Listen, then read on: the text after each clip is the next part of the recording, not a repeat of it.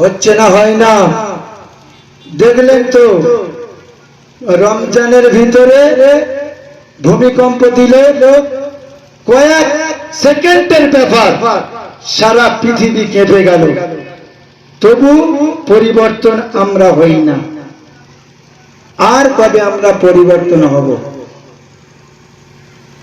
কবে আমরা ভয় করব আল্লাহকে?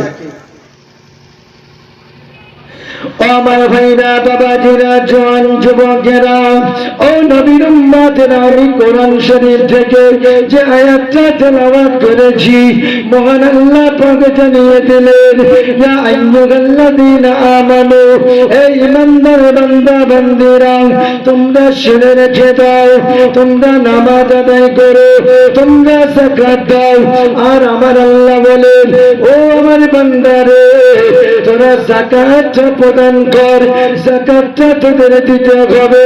আর বান্দা তোরা দুনিয়াতে চলাফেরা করবি, বান্দা তোরা দুনিয়াতে ওঠা বসা করবি, বান্দা তোদের রুজির অভাব আমি আল্লাহ পাক রাখবো না।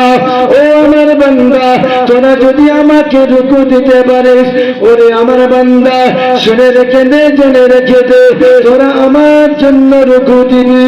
আর আমার আল্লাহ অপর আয়াতে বলে, ও আমার বান্দা, তোরা আমার জন্য সেজদা দিবি।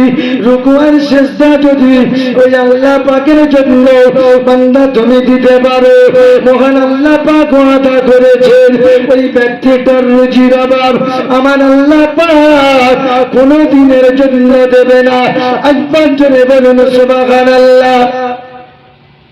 আল্লাহ পাক বলেছে যে রুকু সেজদা দেবে, তার রুজির অভাব কোনদিন আল্লাহ দেবেন না।